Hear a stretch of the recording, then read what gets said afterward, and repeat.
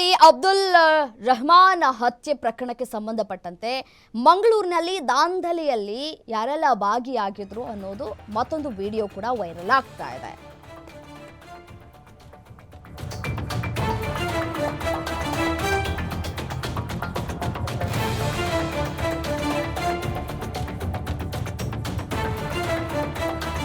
ಮೃತದೇಹ ಮೆರವಣಿಗೆ ವೇಳೆ ಯುವಕರು ದಾಂಧಲೆಯನ್ನ ಮಾಡಿದ್ರು. ಅಂಗಡಿ ಕಾರ್ಮಿಕರ ಮೇಲೆ ಹಲ್ಲೆಗೆ ಮುಂದಾಗಿ ದಾಂಧಲೆಯನ್ನ ನಡೆಸಿದ್ದಾರೆ. ಬಂಟ್ವಾಳದ ತುಂಬೆ ಬಳಿ ಕೆಲವರಿಂದ ಗಲಾಟೆಗೆ ಯತ್ನಗಳಾಗಿದೆ. ಕೂಡಲೇ ಪೊಲೀಸರ ಸೈರನ್ ಸದ್ದು ಕೇಳಿ ಸೈಲೆಂಟ್ ಆಗಿದ್ದಾರೆ. ಸೈರನ್ ಸದ್ದು ಕೇಳಿ ವಾಪಸ್ ಹೋಗಿದ್ದಾರೆ ಕೆಲ ಕಿಡಿಗೇಡಿಗಳು. ಬಲವಂತವಾಗಿ ಅಂಗಡಿಗಳನ್ನ ಕ್ಲೋಸ್ ಮಾಡಿಸ್ತಾ ಇದ್ರು ಯುವಕರು. ನೋಡಿ, ದೃಶ್ಯದಲ್ಲೂ ಕೂಡ ಗಮನಿಸ್ತಾ ಇದ್ದೀರಿ. ಬಲವಂತವಾಗಿ ಅಂಗಡಿಗಳನ್ನ ಕ್ಲೋಸ್ ಮಾಡಿಸುವಂತಹ ಕೆಲಸವನ್ನ ಮಾಡ್ತಾ ಇದ್ರು ಕೆಲ ಯುವಕರು. ಇದು ಸಿಸಿಟಿವಿಯ ಫುಟೇಜ್ ಇದೀಗ ವೈರಲ್ ಆಗ್ತಾ ಇದೆ. ಸೊ ನಿನ್ನೆ ಕೂಡ ಶೋರೂಮ್ ಬಳಿ ಹೋಗಿ ಬೈಕ್ ಶೋರೂಮ್ ಬಳಿ ಹೋಗಿ ಶೋರೂಮ್ ಅನ್ನ ಬಂದ್ ಮಾಡುವಂತೆ ಆಕ್ರೋಶವನ್ನ ವ್ಯಕ್ತಪಡಿಸಿದ್ರು ಕೆಲ ಮುಸ್ಲಿಂ ಯುವಕರು. ಮತ್ತೆ ಕಲ್ಲು ತೂರಾಟವನ್ನ ಕೂಡ ಮಾಡಿದ್ರು ಖಾಸಗಿ ಬಸ್ಗಳ ಮೇಲೆ.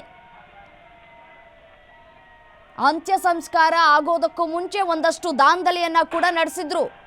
ಅಬ್ದುಲ್ ಅವರ ಅಂತ್ಯ ಸಂಸ್ಕಾರ ಆಗೋದಕ್ಕೂ ಮುಂಚೆ ಏನೆಲ್ಲ ಗಲಾಟೆಗಳು ಮಾಡಿದ್ದಾರೆ ಅನ್ನೋದು ಒಂದೊಂದೇ ವಿಡಿಯೋಗಳು ಇದೀಗ ಬಹಿರಂಗ ಆಗ್ತಾ ಇದೆ.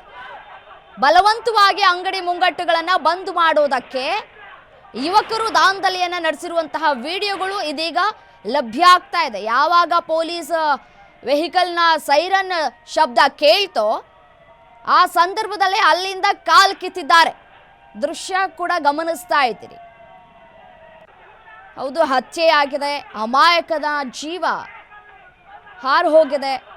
ನ್ಯಾಯ ಸಿಗಬೇಕು. ಹೌದು, ಬಟ್ ಈಗಾಗಲೇ 3 ಜನರ ಬಂಧನ ಕೂಡ ಆಗಿದೆ. ಈ ಒಂದು ಪ್ರಕರಣದಲ್ಲಿ 3 ಜನರನ್ನು ಕೂಡ ಬಂಧಿಸಿ ತನಿಖೆಯನ್ನ ಕೂಡ ನಡೆಸ್ತಾ ಇದ್ದಾರೆ. 5 ತಂಡಗಳಾಗಿ ರಚನೆ ಮಾಡಿ ತನಿಖೆಯನ್ನ ನಡೆಸಲಾಗ್ತಾ ಇದೆ. ಒಟ್ಟು 15 ಜನರು ಭಾಗಿಯಾಗಿದ್ದಾರೆ ಅಂತ ಕೂಡ ಹೇಳಲಾಗ್ತಾ ಇದೆ ಈ ಒಂದು ಹತ್ಯೆ ಪ್ರಕರಣದಲ್ಲಿ.